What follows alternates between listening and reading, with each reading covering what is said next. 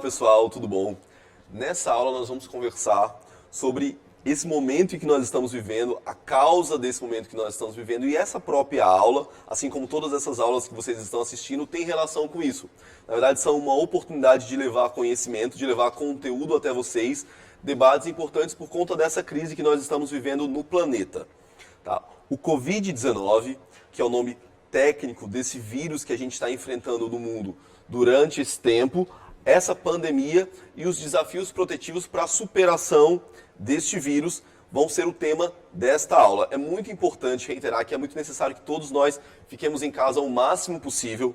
A contenção desse problema, a superação dele depende necessariamente de ficarmos em casa o quanto for possível. Eu sei que existem muitas situações, né? A gente inclusive vai falar delas ao longo dessa aula, em que não é possível ficar, muita gente precisa trabalhar ou tem determinadas demandas que lhe fazem sair de casa. Contudo, quem puder ficar em casa e quem puder se manter em casa o máximo possível é muito importante, porque a gente impede o crescimento dessa contaminação, a gente impede que mais pessoas demandem do serviço público de saúde e não façam o serviço entrar em colapso, porque se essa demanda for muito grande, a gente tem um serviço que já tem as suas debilidades. Quanto mais a gente conseguir ficar em casa e não fazer com que essa contaminação se alastre de maneira acelerada, é importante para o bem-estar de todos nós. Esse momento vai passar, a gente vai superar, mas vamos aproveitar esse momento para construir conhecimento, para sair melhor deles.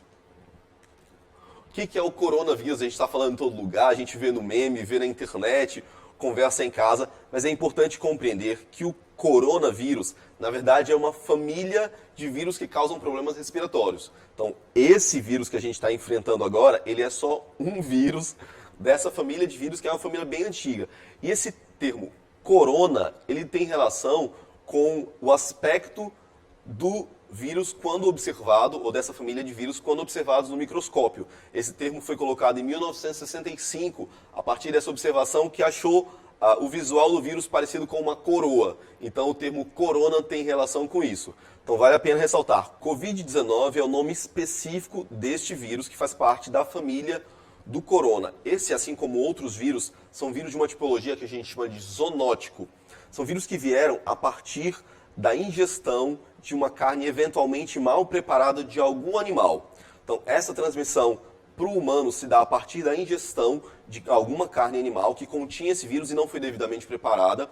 Por conta disso, ela transfere esse vírus para o corpo humano e, uma vez no ser humano, a sua transmissão é muito rápida e de forma muito potente, né? Uma pessoa transfere para outras, que transfere para outras. O nível de contaminação é muito alto, repetindo, exatamente por isso, por conta desse nível de contaminação, é que a gente precisa estar em casa o máximo possível. Nós vamos conversar um pouco mais disso nos próximos momentos dessa aula.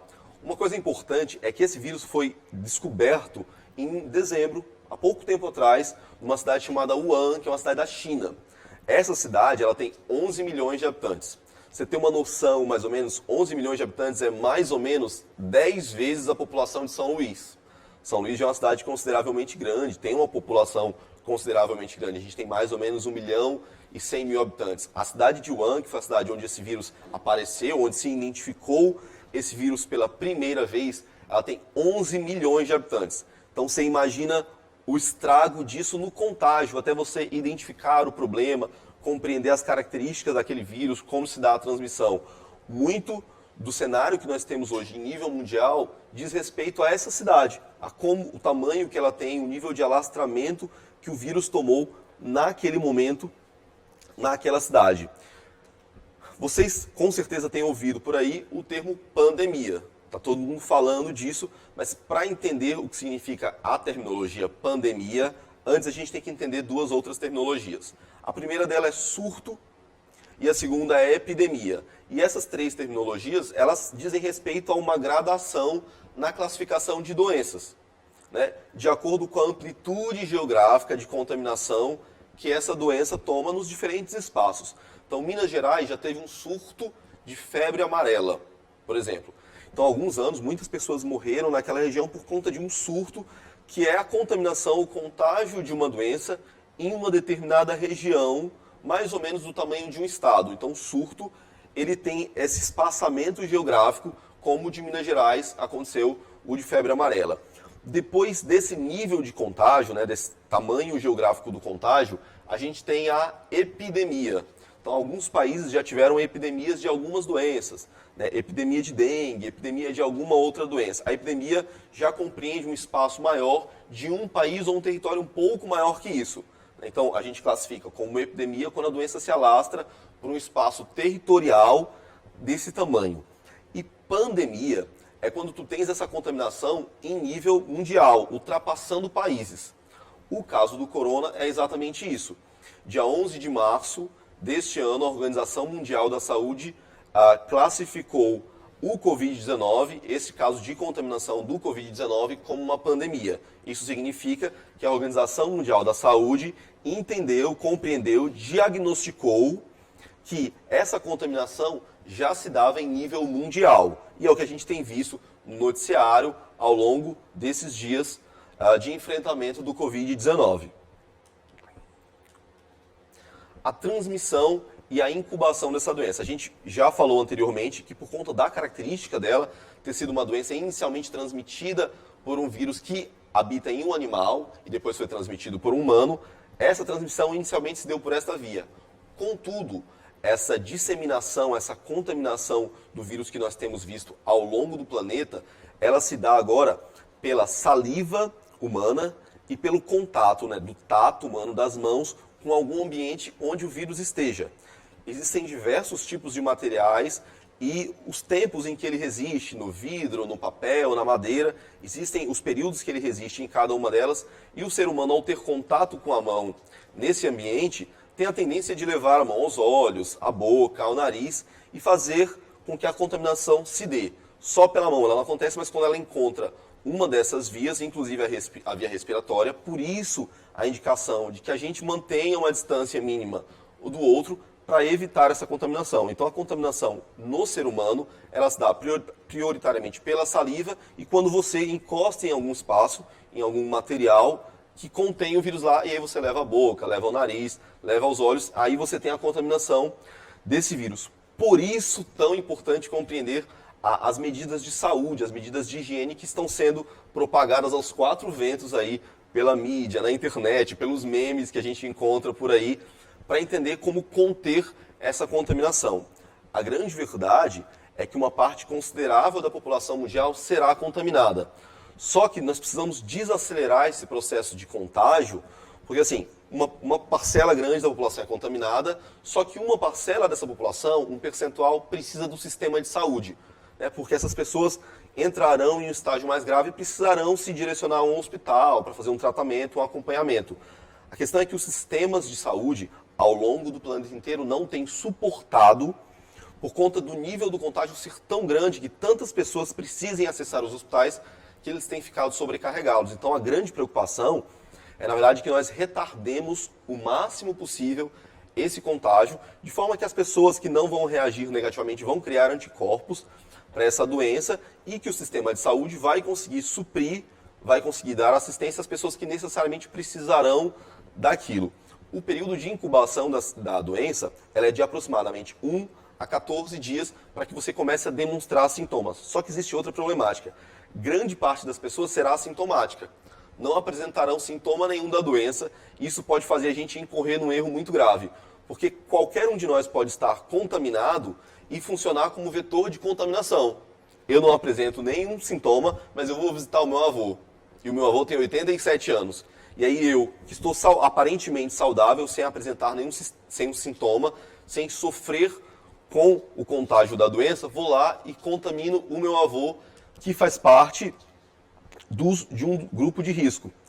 Então, assim como outras pessoas fazem parte desse grupo de risco. Então, uma pessoa que não está apresentando nenhum sintoma pode estar contagiada pela doença e servir como um vetor de contaminação. Por isso, tanto cuidado deve ser tomado com isso. A recomendação é relativamente muito simples: lavar as mãos. Lavar as mãos e evitar o contato social o máximo possível. Por isso, as medidas de isolamento que têm sido recomendadas diariamente para a gente. Lavar a mão ou a higiene com álcool em gel em concentração de 70%. É uma recomendação relativamente simples porque o vírus ele não consegue resistir nessas condições. ao tossir ou espirrar, cobrir o nariz com a boca, com o lenço ou com o braço e não com as mãos, porque a gente tem a tendência de levar as mãos aos olhos, ao nariz e à boca. Esse é o método mais básico de prevenção, é um método relativamente simples, mas mesmo sendo simples, nós não temos conseguido, em muitos espaços do planeta, frear a ascensão dessa curva de contágio da doença. Então vale muito a pena atentar a isso, tomar os devidos cuidados. O processo de gravação dessas aulas, por exemplo, tem tentado seguir à risca, né, todo esse protocolo de saúde, de limpeza. Quando você troca de professor, um professor vem e grava, depois você tem toda uma higienização do espaço e dos utensílios utilizados, desde o passador de slide, as portas em que a gente entra pelo local de gravação. Então, existe muita gente tentando tomar cuidado e tomando os protocolos necessários, mas a gente tem que avisar isso a todo mundo, sabe? Tem que comunicar a todo mundo, especialmente pessoas que talvez você compreenda que não têm tanto acesso à informação, à televisão ou à internet, ou que ainda não perceberam qual o nível de seriedade desse problema. E aí a gente tem um público de risco, que é um público que está potencialmente vulnerável a essa doença, né? Ao contágio do Covid-19 e à manifestação dos sintomas do Covid-19. Esse público de risco é majoritariamente composto de pessoas de maior idade, né, de pessoas que estão na terceira idade, de idosos e de pessoas com problemas crônicos, de cunho respiratório e cardíaco.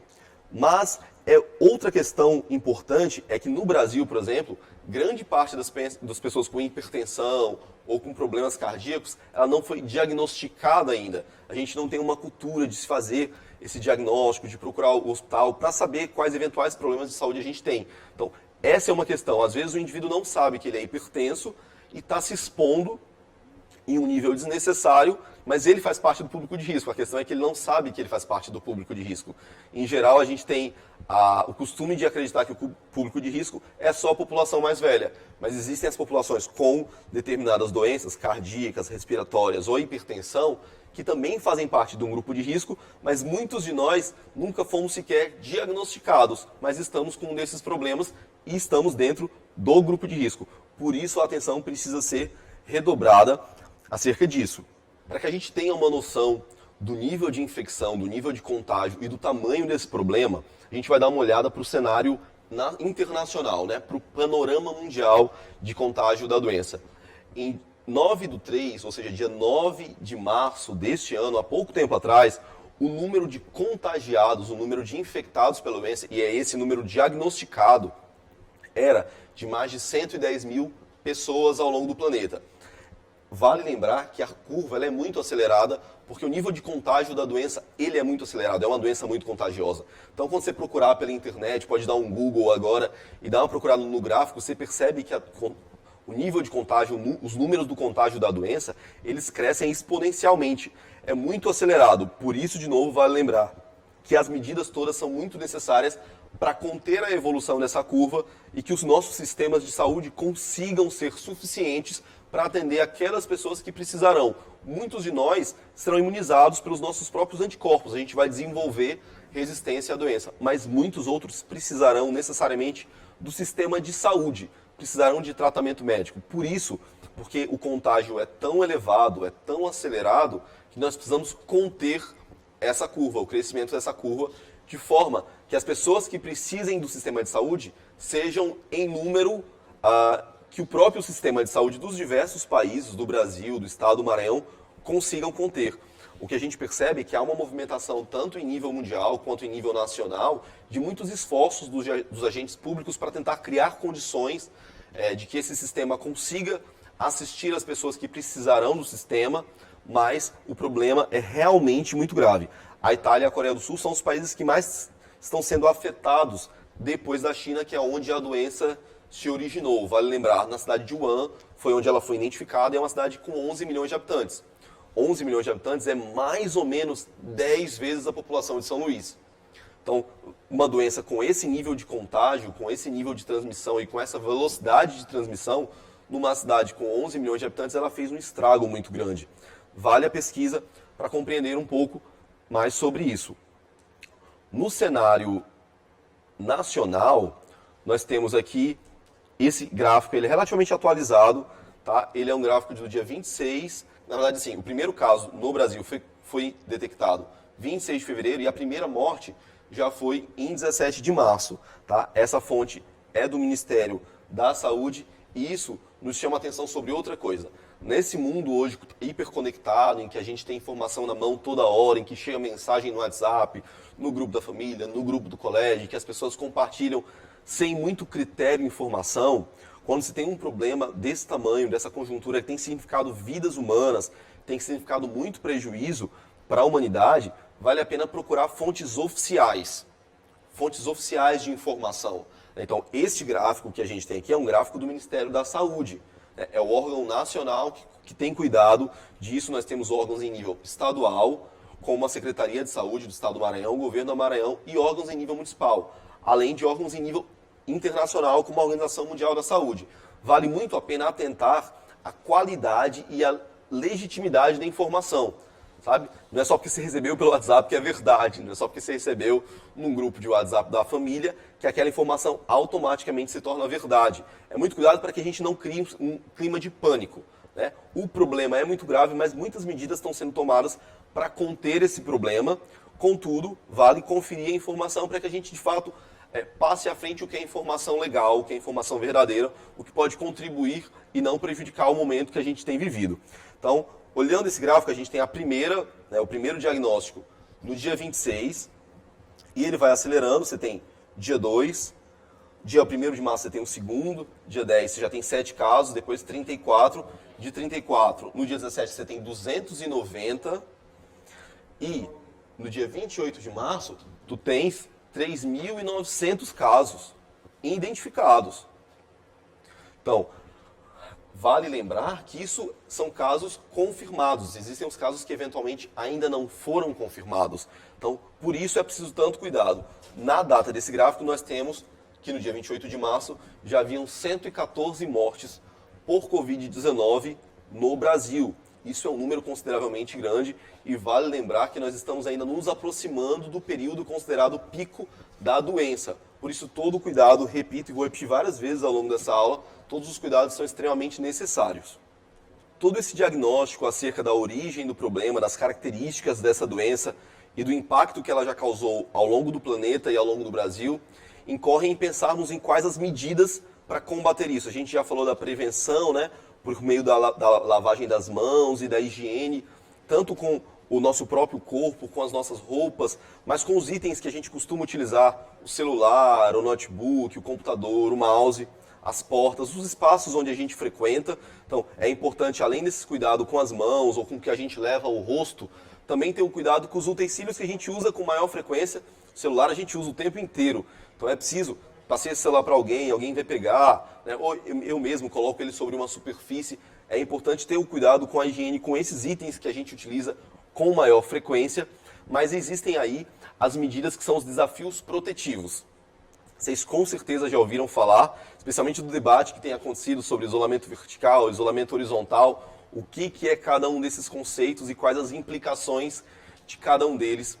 O isolamento vertical é uma proposta de isolamento que sugere que você isole os grupos de risco e que o resto da população, que não configura necessariamente um grupo de risco, porque não são os mais idosos, ou não são as pessoas com doenças crônicas, cardíacas, respiratórias ou hipertensão, que essas pessoas continuem trabalhando, porque existe uma outra questão que a gente ainda não tocou, mas é uma questão essencial para o funcionamento do mundo, né, para o funcionamento das nossas casas, das nossas cidades, dos estados, dos países, que é a questão econômica. Todas as entregas da coisa pública, o funcionamento dos hospitais, o salário dos médicos, a compra dos utensílios médicos, tudo isso é feito por intermédio do Estado, que arrecada impostos oriundos do processo do trabalho de cada um. Quando você vai na feira e compra o item, quando você vai no supermercado e compra outro item, ou então desconto que é feito na tua conta de luz, no teu cartão de crédito, nas várias coisas que você faz ao longo do dia a dia, isso gera impostos e o Estado cria toda a estrutura, tanto da escola, quanto do hospital, quanto da segurança pública, por intermédio desses impostos. O que acontece, o grande temor hoje, é que o impacto econômico do isolamento crie problemáticas muito grandes depois. Os defensores do isolamento vertical argumentam isso, argumentam que é preciso não paralisar a economia para que você não gere outras problemáticas. Isso, de alguma forma, tem um sentido na argumentação, porque a economia é essencial para a vida de todos nós. Contudo, existem determinadas problemáticas em relação ao isolamento vertical que a gente precisa comentar. Então, a criança que não constitui grupo de risco e eventualmente vai para a escola e é contaminada por uma outra criança, ela volta para casa e tem contato com alguém naquela casa que pode ser grupo de risco. Que pode ser uma pessoa mais velha, que pode ser uma pessoa com uma dessas doenças que configuram o grupo de risco. Os países que têm adotado esse tipo de isolamento, eles conseguiram fazer testagem em massa, que é uma coisa que a grande maioria dos países não tem feito, tanto pela inexistência de testes nessa quantidade, né? O Brasil tem 210 milhões de habitantes. Como é que você vai conseguir testar a grande maioria dessas pessoas? Isso demanda uma estrutura que praticamente não existe em nenhum lugar do planeta. Então, o isolamento vertical tem críticas nesse sentido, de que você não consegue fazer uma testagem em massa para isolar apenas o grupo de risco. E como é que você isola o grupo de risco? Quais as medidas? Para onde você vai levar essas pessoas? Se a grande maioria das famílias residem no Brasil, pelo menos, em pequenas residências, você tem um número grande de pessoas ali, de várias faixas etárias diferentes, de perfis físicos diferentes e que podem constituir grupo de risco. O outro isolamento, que é o isolamento que tem sido mais adotado ao longo do mundo, tem sido adotado pelos governadores do Brasil, tem sido recomendação no próprio estado do Maranhão, é um isolamento horizontal, onde você tenta deixar em casa, ali em condição de isolamento, de resguardo, a totalidade das pessoas. Existem serviços essenciais que não podem parar, então a polícia continua trabalhando, os médicos continuam trabalhando, existem serviços essenciais que não param, e aí tu tem sim um percentual das pessoas que estão na rua trabalhando, exercendo suas funções porque elas são essenciais, né, para o funcionamento da sociedade, mesmo em condições muito difíceis, como as que essa crise nos impõe. Mas o isolamento horizontal propõe isso, que nós façamos um isolamento de todas as pessoas. Essas aulas, por exemplo, estão sendo desenhadas e entregues para vocês exatamente por essa necessidade de que nós estejamos em casa para conter o contágio dessa doença. O isolamento horizontal ainda é, no debate que acontece sobre os desafios protetivos para a contenção da doença, a medida recomendada. Até porque nos diferentes países do mundo e nas diferentes regiões desse país, o Brasil é um país muito grande, com climas muito diferentes, né, com constituições urbanas e rurais muito diferentes, a gente não sabe como é que a doença ainda se manifesta, ela é uma doença relativamente nova. Então, o que se recomenda é que você tenha períodos de isolamento horizontal, de isolamento total, para que se façam diagnósticos e aos poucos você vá liberando determinados serviços, vá fazendo determinadas aberturas de acordo com o conhecimento que a gente vai adquirindo da doença, do comportamento da doença em determinados climas, em determinados cenários, em determinadas populações. Ainda se sabe muito pouco dela, mesmo com todos os esforços que têm se empreendido para compreender a Covid-19. Tanto o isolamento vertical quanto o isolamento horizontal trazem consigo algumas problemáticas e a gente vai olhar essas problemáticas a partir do cenário do Brasil, para entender quais são as implicações e quais as dificuldades em empreender essas medidas protetivas. Uma dessas problemáticas é a população em situação de rua. Em São Paulo, por exemplo, em 2019, foram diagnosticadas 25 mil pessoas em situação de rua. Essas pessoas dificilmente têm acesso mesmo às medidas muito básicas de proteção, de higiene e de prevenção da doença. A lavagem das mãos ou o álcool em gel. É uma população que vive em condição de vulnerabilidade extrema. Como eu disse, só em São Paulo, em 2019, foram identificadas mais ou menos 25 mil pessoas nessa condição. Como é que a gente vai ofertar condições mínimas para que essa população, que tem todos os direitos que qualquer outra população, se previna da doença, não seja contagiada, ou receba o devido tratamento ou a devida assistência médica?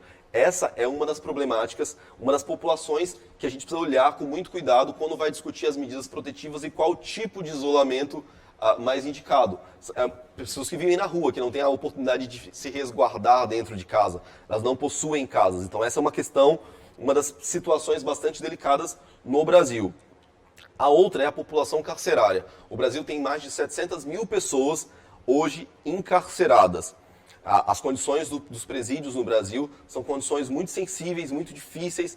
É uma população que está ali, né, por determinadas situações, mas que precisa sim ter seus direitos resguardados, até porque elas implicarão necessariamente, ainda que as pessoas tenham esse debate sobre essa discordância dos direitos ou não da pessoa encarcerada, elas implicam uma população de risco para o contágio da população que está fora do sistema carcerário. Então, elas possuem seus direitos, né, que precisam ser resguardados e garantidos, mesmo estando em condição de encarceramento. Isso não pode significar um impedimento ao exercício de determinados direitos. Contudo, é preciso compreender que essa população, naquelas condições, é uma população potencial para o contágio por conta daquelas condições, de muitas pessoas aglomeradas em espaços pequenos, úmidos, sem os devidos serviços e as possibilidades de higiene e, portanto, de prevenção da doença.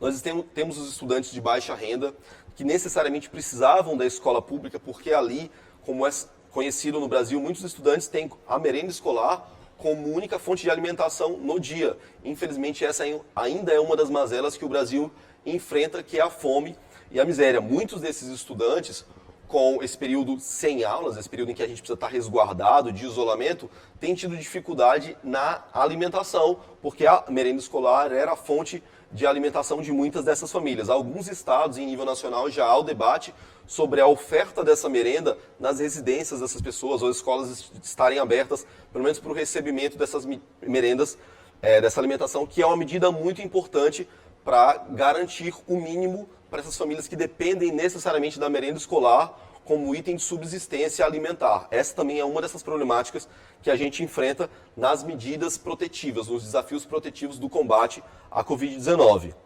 A outra dela é que nós temos ainda muitas famílias no Brasil vivendo em condições muito precárias, em moradias muito sensíveis, em condição vulnerável. No Maranhão, em outros estados, a gente tem as conhecidas palafitas.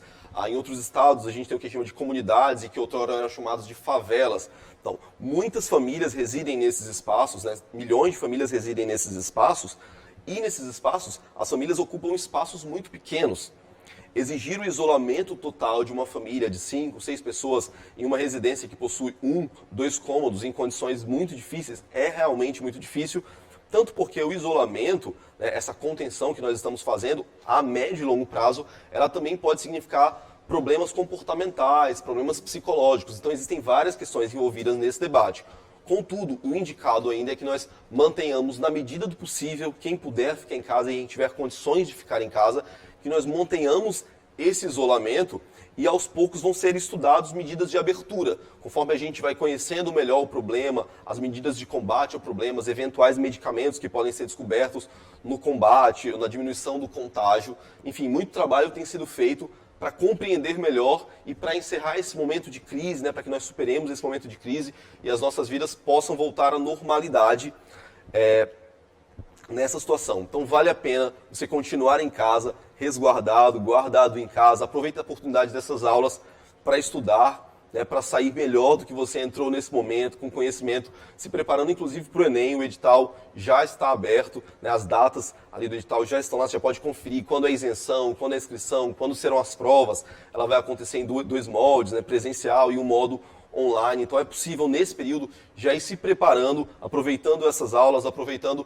o conhecimento que tem sido oportunizado por esse mecanismo, tanto para ficar em casa, para proteger a sua família, para se proteger, para proteger a tua cidade, quanto para estudar e sair melhor desse momento. Até mais.